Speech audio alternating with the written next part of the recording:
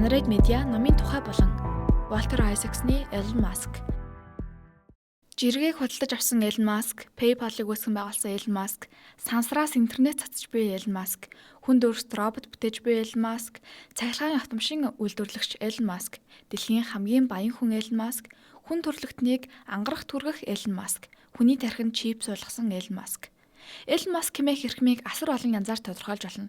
Гэхдээ яаж тодорхойлсон тэрээр ирээдүйг бүтээж буй хүн юм. Өмнөд Африкаас гаралтай цагаач хүү хэрхэн 40 жилийн дотор оргийн хоосноос энэ бүгдийг бүтээж чадав. Эл асуултын хариултыг он цагийн дараалалтай баримт судалгаатай өгөх бүтээл бол Walter Isaacsны бичсэн Elon Musk. Уг бүтээл өнгөрсөн оны 9-р сард олонний гарт очиж эхний 7 хоногт л ихэд 90,000% борлогдож энэ амжилтаараа Walter Isaacsны бүтээлүүдээс хоёрт бичигдэж эхэлсэн юм. Бенджамин Франклин, Альберт Айнштайн, Стив Джобс, Леонардо да Винчи зэрэг түүхэнд нэрээ мөнхөлсөн гэрхмүүдийн намтрыг бичсэн Walter Isaacs нь өмнө нь CNN-ийн гүйцэтгэх захирал, Time-ийн редактор зэрэг албуудыг хашиж байв. Нийтдээ 688 хуудастай тус номыг бүтээхийн тулд тэрээр Elon Muskтай 2 жилийн хугацаанд хамт байж компаниудаар нь зочлон хурлуудтан сууж ойр дотны хүмүүстэй нь олон тооны ярилцлага хийжээ. Энэхүү ном барууныг зорьсон нь цахиурын хүндээ, салалт, Теслаг аварсан, байцсан эсрэг Маск зэрэг нэн сонирхолтой адал явдалтай 95 бүлгээс бүрдэх бөгөөд бүлэг бүр нь Elon Musk-ийн амьдралын оргил хэсгүүдийг өгүүлж та бидний мэдээнээс л гарсан томоохон үйл явдлуудын хөшигний ард өрнөсөн харилцан яриа, учир шалтгаан зэргийг тайлбарладаг. Яагаад унших вэ? Энэхүү бүтээл дараах 3 том асуултын хариултыг өгч чадна.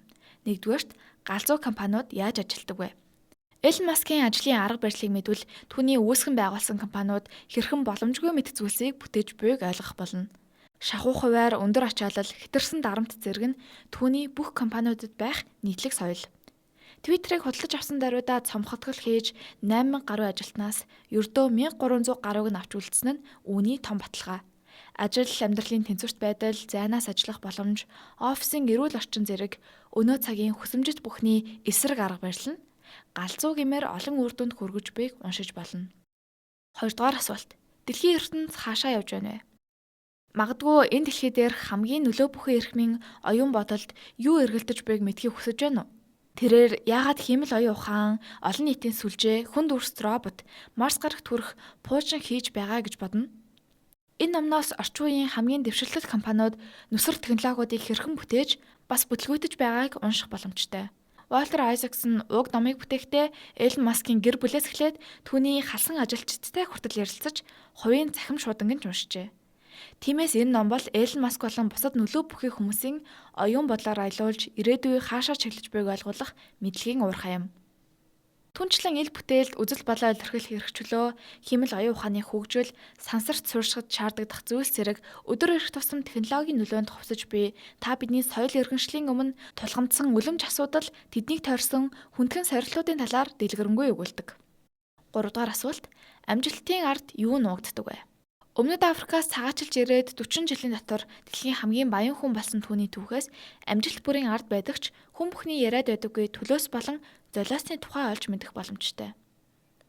Эцгээс нь эхлэлтэй бага насны таагүй дурсамж, зарим талаар сэтгцэн эмгэг хэмээн тодорхойлж болох зан төлөв, ойр дотны хүмүүстэйгээ харилцах эрүүл бус харилцаа нь түүнд агуу амжилтыг авчирсан ч хувийн амьдрал, нэр хүнд, бие болон сэтгцэн эрүүл мэндэд хэр том шарх учруулсан бол.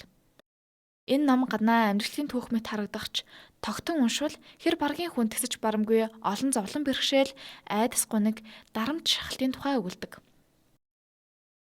Уншигчийн сэтгэгдэл. Ажил дээр хүндхэн асуудал гарах бүртээ уг номыг барьж аваад дурын бүлгийн уншихад бидний асуудал ямар өчүүхэн болгыг ойлгох болно. Миний хувьд яг л энэ зарчмаар уншсаар уг бүтээлийг дуусгасан юм.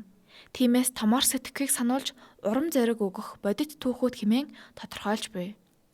Хэрэв өнгөрсөн одоогоос илүүтэй ас ирээдүйн талаар боддог, төсөөлдөг, санаа зовдөг, сэтгэл хөдлөдөг бол энэхүү бүтээлийг заавал уншаарай. Уншигч танд орчин цагийн мэдлэг, өөрийгөө харьцуулах чиг баримжаа, хамгийн гол нь мөрөөдлийнхөө төлөө хичээх урам зоригийг өгнө гэдэгт эргэлзэхгүй байна. Номны онцлог эрсдлүүдээс. Бусад энтерпренерууд дэлхийн хэмжээнд харах гэж сүдэрч байхад тэрээр огторгуйн хэмжээнд харж байв. Өмнөх үг Walter Isaacs нь. Багийнхаа хүмүүсийг өөртөө дурдуулах нь удирдагчийн ажил биш. Бодит байдал дээр энэ нь бүтээмжийг бууруулдаг. 10 дугаар бүлэг Elon Musk. Амьдрал зөвхөн асуудал шийдэх тухай байж болохгүй. Авгаа мөрөөдлөөд тэмүүлж явах учиртай. Энэ л биднийг өглөөс ирээдэг. 14 дугаар бүлэг Elon Musk. Unread Media номын тухай болон Walter Isaacs-ны Elon Musk. Нийтлсэн туршигт эрдэнэ.